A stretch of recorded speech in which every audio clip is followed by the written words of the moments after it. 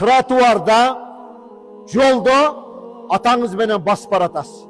Шарият айтат, атасынан bir қарыш артта жүрсін дейді.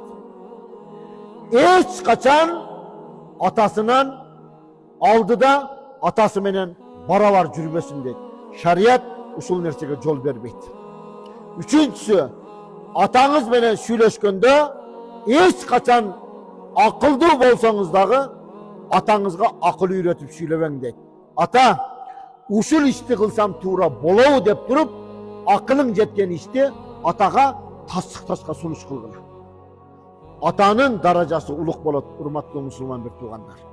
Ошон үчүн Пайгамбарыбыз саллаллаху алейхи ва саллам атасы тирүү адамдар деди.